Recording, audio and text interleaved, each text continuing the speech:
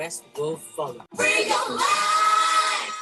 You start with figuring out, what does health look like for me? Physically, mentally, and work really hard on being good at you. Healthy mind, healthy body, healthy life. Soul Food on Smooth 98.1.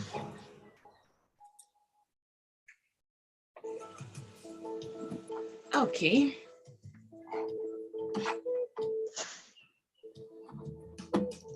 So we are going in now.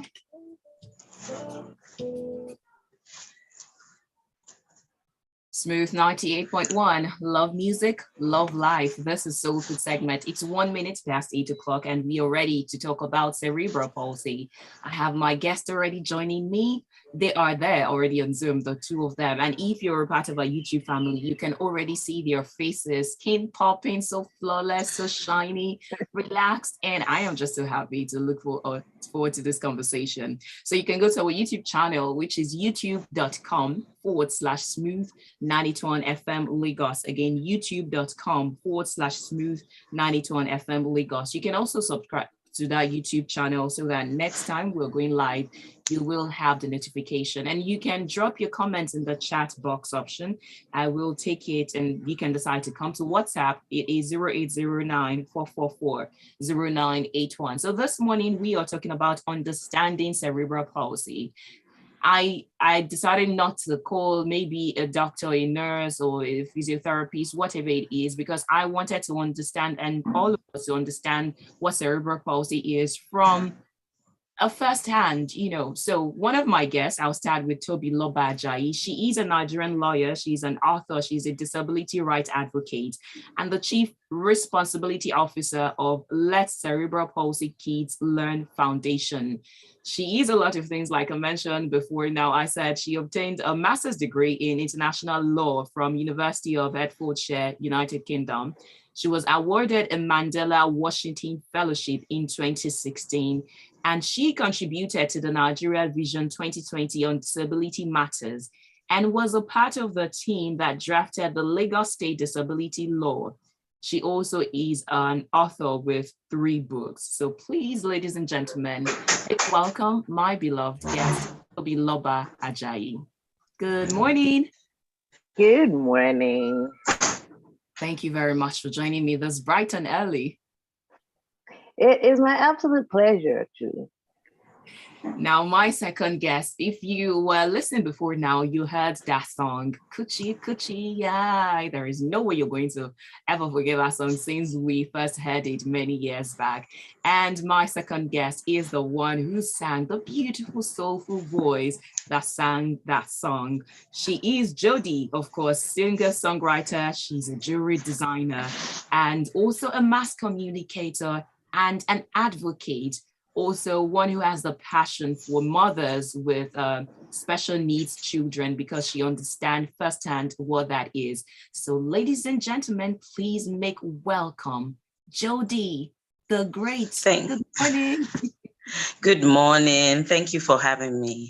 It's my absolute pleasure. It's like I can't contain my excitement. I'm just waiting to dig into this feast of questions and understanding. But first, let's lay the background. Let's understand what cerebral palsy is. Who would like to go first? Should I say? Okay, Tobiloba, please go first. All right. So cerebral palsy. Cerebral meaning brain, right? Palsy meaning the inability to use muscles. So when you put it together, cerebral palsy is the inability to use muscles that is caused by damage to the developing brain, sometime during pregnancy, during delivery, or within the first 3 years of life. So that's pretty much the simple definition of cerebral palsy. It is an inability to basically use your muscles correctly, caused by damage to the brain. But it is damage that happens within the first 3 years of life. So conception, delivery, or within the first 3 years of life, that's what's called cerebral palsy. If it happens after the child is 3, then the diagnosis is different. It's no longer cerebral palsy.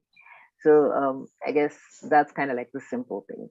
And then let's clarify that it's the most common childhood onset, lifelong physical disability in the world. And in this country, it affects 1 in every 90 children that is born in a Nigerian hospital. So it is very common. It is not a rare condition at all.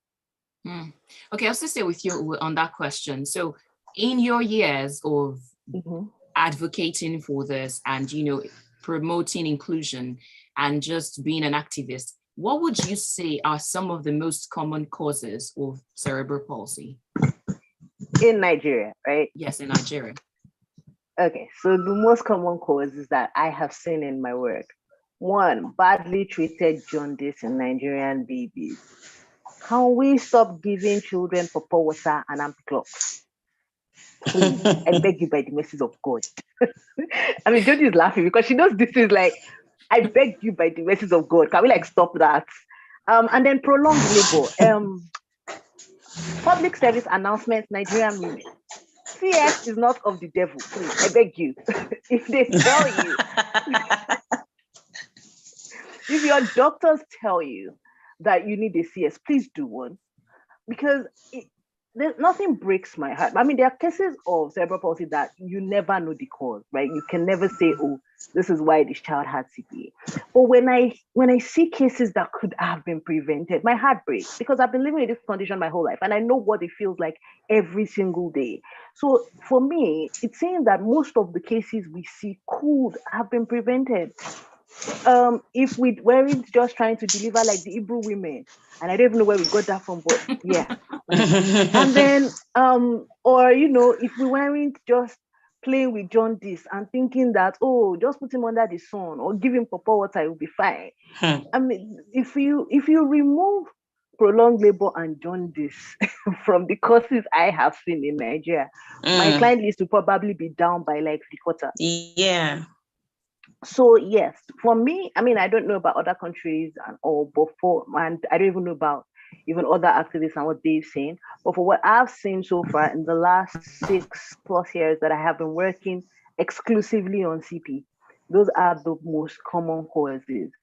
It's prolonged labor, badly treated jaundice, and then the third most common cause, which is really weird, are conditions that could have been prevented by vaccines.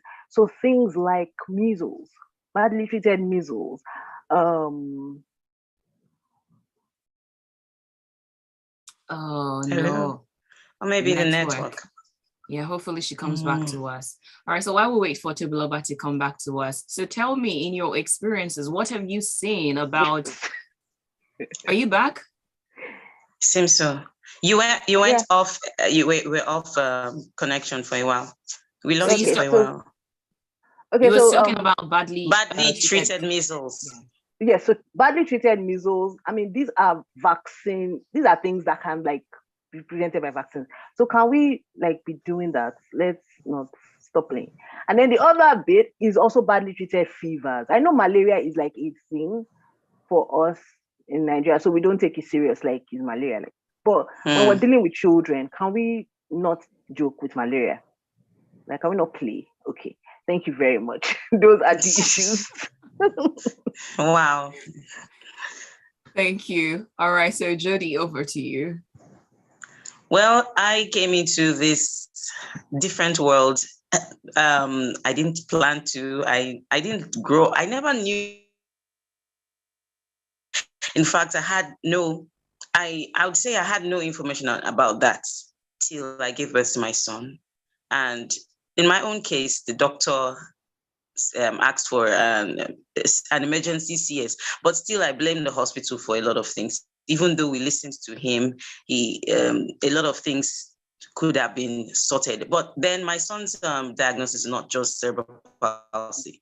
His own diagnosis is cerebral palsy, and listen carefully, that is smooth brain syndrome. So I thought at first, and when I had the CS and he was taken to another hospital, and he was there for 10 days. Then I left my hospital to join him.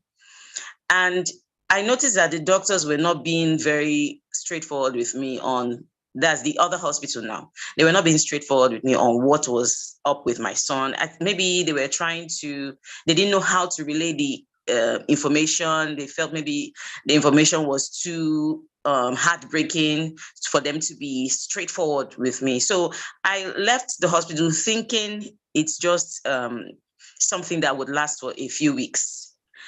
People will say, oh, don't worry, he'll be fine. In a few days, he'll be fine. In a few weeks, he'll be fine. So I didn't know that it was going to be a lifelong battle or a lifelong challenge.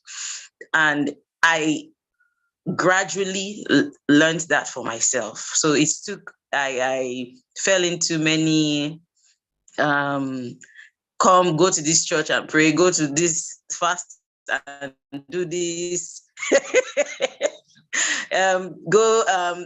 Give him these herbs and all that. I did a lot of things thinking he would be fine. He's fine. I have accepted him, but I had these unrealistic expectations because of the way I got to know about it. I thought it was something that was going to be very temporary. But over time, I realized it's not a temporary situation, except maybe some really unique out of this world case. It's something that is lifelong. It's something that there's nothing wrong with your kid. He understands you. Actually, for a long time, thought he didn't know who I was.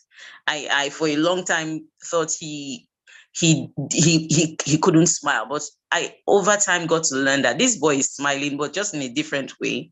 This boy is responding to me in a different way. It's just not the general way that children respond. And over time, I got used to it. But what saved me, I'd say, right from the start, I said I was going to love my son and everybody would accept him as different as he is. I never had knowledge, what do they call it? I wasn't as knowledgeable professionally on what cerebral palsy was, but I knew from my own standpoint, this boy is my son and everybody must accept him that way. So when he was still very small, I didn't know what to do. I had no solution, but I would dance with him on social media because that was all I could do. I couldn't explain why, but I just knew that he made me happy and I danced with him and I'd sing for him and I wanted him to be accepted. I whenever someone asked me what's wrong with his head, I would just ignore the question. I wanted everyone to get used to him that way, different. Although there was this, oh, don't take him out, don't let people see him, don't take him pictures, and all that. I wanted him to be accepted, and that's why I did all I did as a younger mother at the time. And in retrospect, I'm glad I did it because I guess one of the problems most special mothers have with their kids is the fear of people accepting their children, that fear, that shame, that stigma and all that. I personally did not care. I didn't know how it was going to be sorted, but I wanted him to be accepted. And interestingly, my son is much more popular than me. Chinua is someone that you want to see him. When you see J'odie, okay, well, so now where is Chinua? We want to see him. So I guess I got what my innermost heart wanted all along, just for him to be accepted, for him to be loved, for children to associate with him and not run away from him. I got it. So that's been my experience so far. That's so heartwarming. Thank you so much for sharing that. We'll take a break. And when we come back, I want both of you to help shed light on cerebral palsy in the aspect of what Nigerians need to understand and know about cerebral palsy. So you're listening to Soul Food here on Smooth 98.1. And if you're joining us for the first time, we are talking about cerebral palsy.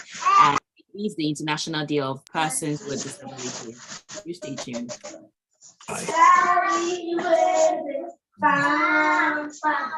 Looks like you have a guy. The kids. You said looks like what? I said I can hear. Hello. Can you hear me? Okay, they're outside. I hope they're not too loud. Wow. Hold on. Hey, don't know. Let me close the window. Hold on, please. Yeah.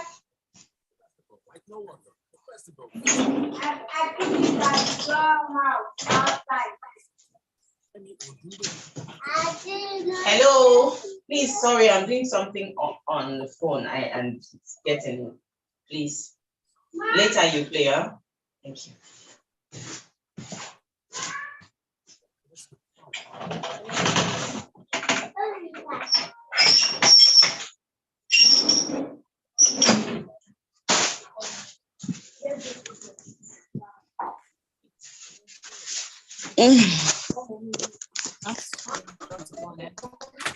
Hello.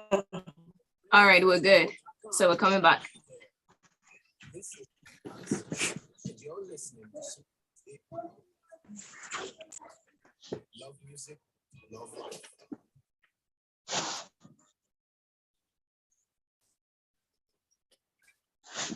This is Smooth 98.1, Love Music, Love Life. This is Soul Food segment. We talk about health and wellness. And this morning, it is 3rd of December, 2022. It is the International Day of Persons with Disabilities. So we are talking about cerebral palsy. And my very special guests this morning are J'odie. She's an artist.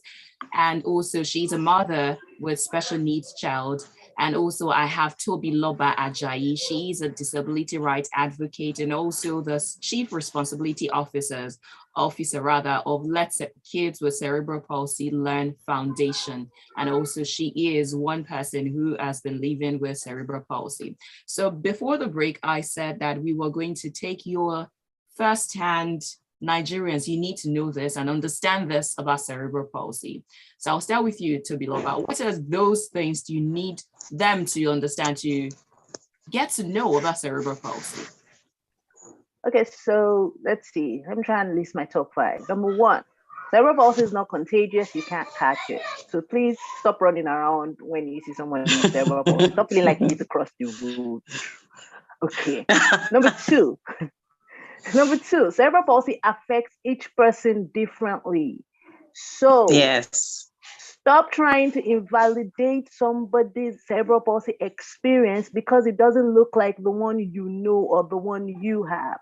Each person with cerebral palsy is an individual and they're affected individually. So if you line up 15 people with cerebral palsy here right now, we will all have 15 different needs. We will all look different. We will all have 15 different abilities. So it is important that this is well known. Number 3, cerebral palsy can affect anything that is controlled by muscles, which means that anything that's controlled by muscles in your body can be affected by cerebral palsy. Think your eyes, think your ears, think your ability to poop and pee. Everything is muscle, so it can be affected by cerebral palsy. Number 4, cerebral palsy is not primarily an intellectual disability. It is physical. So children with cerebral palsy are smart.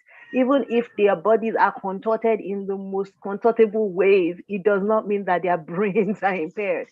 Can we stop assuming intellectual impairment because a person's body doesn't look the way that yours does? And finally, number 5, children with cerebral palsy are children first.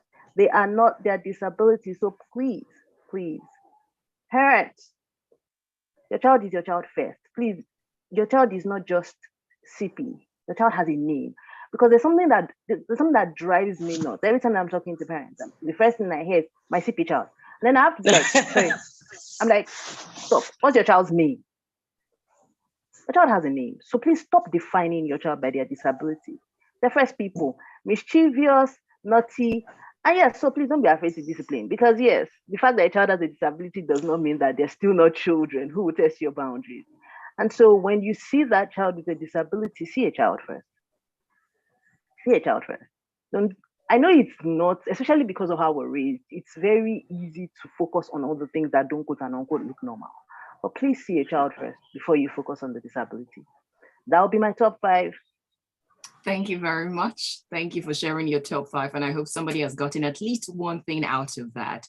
What about you? What would it be for you, J'odie, for a mother with a special needs child? And what are those things you need Nigerians to understand about it? Stop telling me to go and pray and fast. I'm sorry. I believe in prayers and I believe in the divine, but don't think I didn't pray. I don't think I was a bad person and hence I gave birth to a child who has cerebral palsy. Don't think I was a witch. Don't think God is punishing me for something. Don't think I was promiscuous. Don't think I tried to abort him. There's married women who have given birth to more than one cerebral kids living with cerebral palsy. So are you trying to tell me that those women did all? I mean, some women have 2, 3 kids living with cerebral palsy. So you mean those women try to abort all of them? Is that what you're trying to tell me? No. So stop telling me all that. Try to be sensitive. Don't everything is not spray and fasting. Then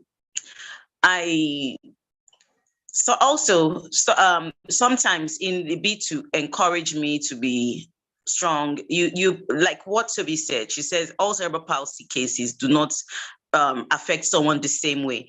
Just because someone is, and again, it could also be intellectual. I need to still point out, because some of these, maybe because of the way my own son is, maybe because of the challenge, it wasn't just cerebral palsy. So it's kind of different. It's not the same. He might not be intellectually like the other kid. He might just be different. I think it still has to do with what she said. We are affected differently. Kids are affected differently, and some may be able to learn. Some you may just have to be okay with taking care of them at the end of the day. It depends on the severity or the level of damage on the brain. What else? I think that's about it. That's been my own pressing point, because a lot of people keep sending me prayer points, sending me links to go to this particular mountain and all that. They keep sending it, and some said maybe because I didn't pray when he was young, maybe I walked under the sun when I was pregnant, and so on and so forth. So really, at the end of the day, I just want people living with CP to be accepted as just people, first of all, and we are all not going to be the same. And one thing I've learned as a mom with a special son is different. Even without CP, nothing different. Some people don't have any disability, but their toes are joined at some point. So, we are different. It just helps me appreciate the diversity of nature. And so that's it for me. Nigerians definitely have that thing with giving uninformed takes. Very uninformed takes. Everybody has a stake in your business. It would have been nice if they were so knowledgeable about it, but they give you the most ignorant of takes and advice. And also it's important to point it out that many children with cerebral palsy will have, there is what we call the co-occurring condition rather. So there are children who might have not just cerebral palsy, but another thing. For instance, there is epilepsy. So there might be another occurring condition. So now back to it, I'll still stay with you, J'odie. What do you think because I remember how a number of us got to know about your child. It was when there was that outburst. It was as if you were tired and you made that social media video and stuff. So before that time, how was it taking care? And when I mean, in terms of the disposition, our healthcare system, what do you think is the attitude and the provision made for kids, the care for the kids with cerebral palsy and other conditions? All right. Now, I'd like to say that it wasn't just about me. Yes. That anger or tiredness you sensed. It wasn't just about me. It was just about the ridiculous nature of the entire environment. For example, if you have a child move around. If you do not have a private vehicle, how the transportation system is not easy. So it's not even about just the healthcare system. Talking about the expenses involved in taking care of a child living with CP, the medication. If you're not doing medication, if you're doing natural, let's say food that has to do with maybe vegetables and all that, it's still expensive. All around, it's expensive. If you're getting gadgets, it's expensive. Anything that has to do with taking care of a child living with CP is expensive. So it was like, how are people who do not even have any support whatsoever coping with this? And how do you expect an average, let's say, market woman to cope with a child who has CP? It's outrageous.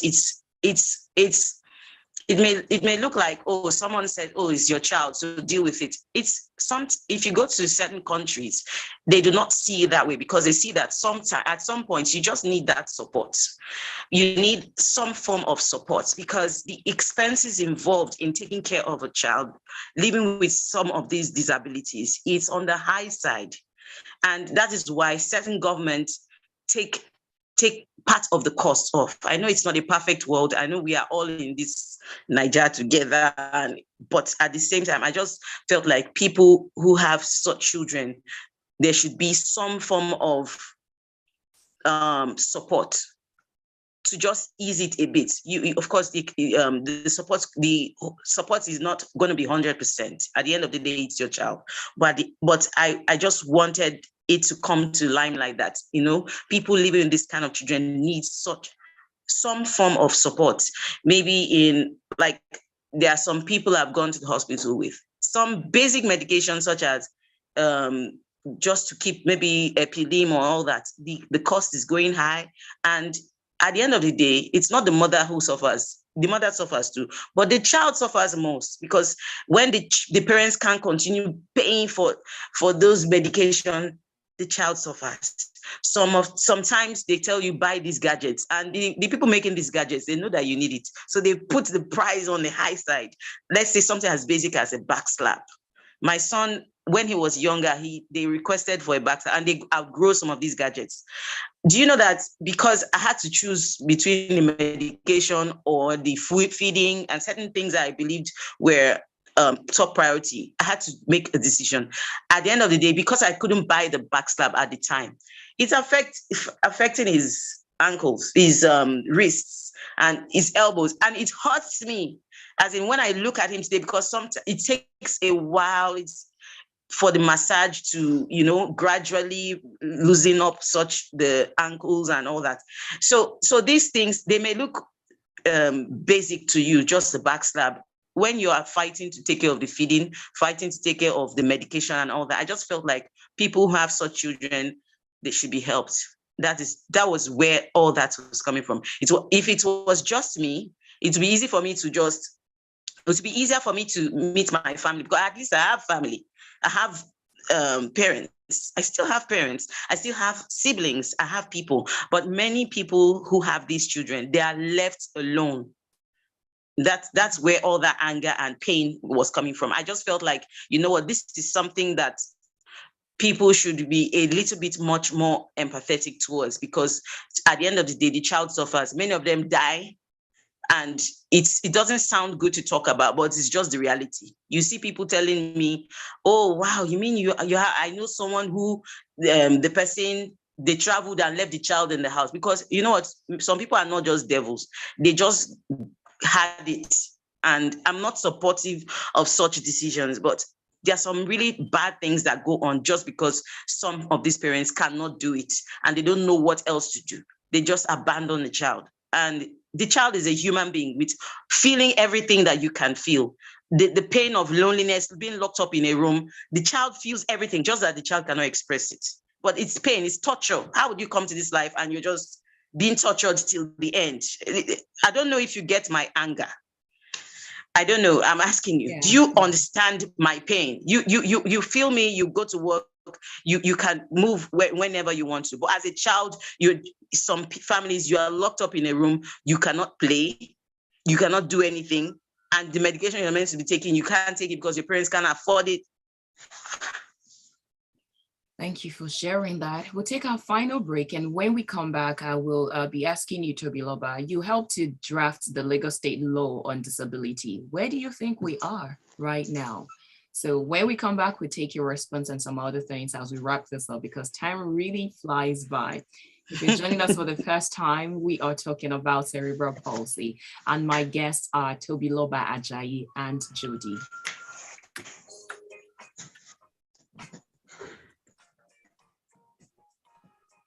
Yeah, so we got just about 5 more minutes to wrap this discussion Oh, up. wow. Oh, wow. I didn't know. Yeah. I thought it was till 9. No. The time really Hello, just... Toby. Hello, Hey. Toby. Hey, J'odie. How's my son? Because you know It's that great. I never see you without asking about my son. Please. What? Why It's you laughing? fine. It's fine. You He's know that's with my your first. girl, Yadura. Oh, is it so? Okay, so he's fine. That's why how do you think I'll do this? I'll be able to move around if he's not with the Yadura. It's good. It's good. It's good. Trust me. I would rather he's with Yadra than with himself sometimes. Because Everybody in my street knows that. They have told me. They ask me where is Chinoa's mom? How is Chinoa's mom? All right. That's a better set. Smooth now. One, love music, love life. We're just having a behind the scenes chat, which you can catch if you're a part of the YouTube family. But if I didn't know that. Well, don't worry, you didn't reveal very, very toxic information. Don't worry. My guests this morning are Tobiloba Ajayi and J'odie, and we're talking about cerebral palsy. So before that break, I said I was going to ask Tobiloba where do you think we are? Because you were a part of the team or part of the people who put together the Lagos State Disability Law. What would you say is the mileage we've covered in terms of implementation? How are we doing on a scale of 1 to 10 if you were to rate it? Maybe a 2.5. No way. Oh, yeah. Okay. I mean, I don't have any reason to sugarcoat anything. There's something about this. We talk about the letter of the law and then we talk about the spirit of the law. I think that for the most part, the spirit of that law is not yet understood in Nigeria. Like we don't get it. We don't get why that law exists. There's still this attitude of we're doing them a favor that permeates every, every aspect of implementation that should happen. And so you would see Lagos State would build what's it called, these overhead bridges, these pedestrian bridges, and they would build them and they would put ramps on them. And those ramps are so steep that even you, as somebody who can walk, if you tried to use those ramps, I can't guarantee what will happen to you. And so the question becomes, how is somebody that's on a wheelchair supposed to use those ramps? But somebody has ticked a box in some ministry and said, oh, we've built ramps, but are those ramps useful? Somebody would say, oh, okay, we've provided free transportation on BRT buses for people with disabilities. Where is the disability entrance on the average BRT bus? I'm still expected to climb the stairs, really? So excuse you, but what is the use of your so-called free transportation when I can't access the bus? Where's the access to the bus stop? Okay, let me go to education, which is the one that drives me absolutely completely nuts. So somebody says, oh, we've built, Lagos State likes to shout itself, let's make a lot of noise. We have 42 inclusive units in Lagos State Public School. Which learning is going on in those so-called inclusive units? And what's their definition of inclusion? A segregated block of classrooms that you put all the children with disabilities together in one place and they don't have teachers. Are we joking? Wow. Like, are we joking? Are people with disabilities a joke to you? So even that 2.5 is maybe nice. Because as far as I'm concerned, there's just a lot of box ticking and nothing really being done about really ensuring, first of all, where is the National Orientation Agency in Lagos State? That's actually talking about how people with disabilities should be seen as participating members of the society and not just recipients of charity. But no, the entire conversation is always about how they're helping people with disabilities. Really? Are we kidding? So as far as I'm concerned, we have a whole long way to go in ensuring that the disability law that we have, and even the disability act that we now have at the national level, actually goes from just something that looks and reads beautiful on paper to something that actually changes the lives of people on the street. Walk into a general hospital as a disabled person. Then, if you now want trouble, just walk in there as a disabled female and go and talk about what's it called, contraceptives. The kind of insults that you will receive from our so-called public health workers is ridiculous. Or somebody says, oh, they've created, Lagos State is an inclusive state. I've asked them multiple times, how many hospitals, Lagos State public hospitals in this state, have sign language interpreters? So if a deaf person walks into a hospital, what happens? How are they going to be able to access care? These are the real questions. These are the real issues that are about implementation, and we're not scratching the surface on what needs to be done. So, I'll give them a 2.5. Wow, these are issues that need to be touched on, and that's why we are talking about this, because if there is one major thing I have extracted from Tobiloba's point is that we make people with disabilities an afterthought. And we do not think about them at all. They are totally at the back, and it's when they show up and you're thinking, oh, you're here, which is very bad. Very, very bad. So we need to indeed be more inclusive. And when you're planning things, plan for them, because they are everywhere. We are in the society together. So on that note, we wrap this up. And what will be your final recommendation? From your knowledge and experience, I'll take you, J'odie. Well, at the end of the day, sometimes I don't like talking about these issues because it feels overwhelming.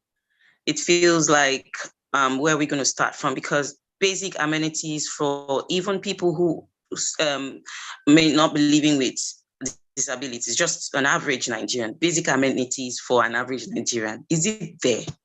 Mm-hmm. Is it there in the first place? I think we should start from trying to make the place more habitable for humans generally. Because if some of these things are ticked off, just having basic human amenities sorted, it would flow, it would affect some part of people lives of people living with disabilities. Because even the average medical system, is it okay for an average person? If it's not okay for an average person, how would it even be okay for someone who needs extra care, extra medical attention? I don't know if you see what I'm saying. I'm just being realistic here. It's not something I like to talk about, but it's just a fact. If we can get certain basics for just making life much more comfortable for an average human being, it would affect this. Then we can start talking about inclusion and all that. The average educational system, is it okay for an average person, for starters? Because if we want to look at it, it's not the best. It's not the best it could be. We're talking about strikes. For starters, if there are multiple strikes, how would even someone with a disability learn? So I don't know if you understand. If we can sort out the basic issues, and I don't know, I don't want to sound pessimistic. If we can have those basic things looked upon, then we can have an opportunity to say, okay, fine, these are the extras we need, because people living with disabilities, they need that extra care, extra effort, extra mile, something extra. So that's my own point. If the transportation, even for an able-bodied person, getting into BRT some days is hectic. So I don't know how someone with a disability be able to, except, I don't know. I don't know if you get my point. I guess at the end of the day, we just need to, first of all, make the society habitable generally on an average level. Then we'll be able to get somewhere on disabilities. All right. So in 10 seconds, if you can, which I know you can, but in 10 seconds, what will be your final words to who? I said in 10 seconds, okay. What will be your final recommendation and word? I would say that this is a recommendation to everybody. See people with disabilities as people. That's it. Thank you very much. Treat people with disabilities as people. They are first People. Yes. Thank you so much for sharing that. And on that note, we wrap this up. Thank you for listening. Thank you. I see your messages on WhatsApp. Unfortunately, I could not take them. And I saw your calls too. I couldn't because we barely have time to even dig into the issue. But maybe we could have a part 2 soon, maybe, just maybe. And you can catch this video on YouTube and share with people, because those points that were released earlier by Toby and J'odie are very important, and you need to get them and also share them, because education is very, very good. On that note, we will wrap this up and come back with the kids on Curious Minds. It's the show for the kids between 6 to 15, and you wouldn't want your children, your nieces and nephews to miss out on it. This is Smooth 98.1. Thank you so much. Thank you. Welcome. I'll share the link to this video with you, and maybe if you want to watch or something. All right. All right then. Enjoy the rest of Hey. And you You too. too. Bye.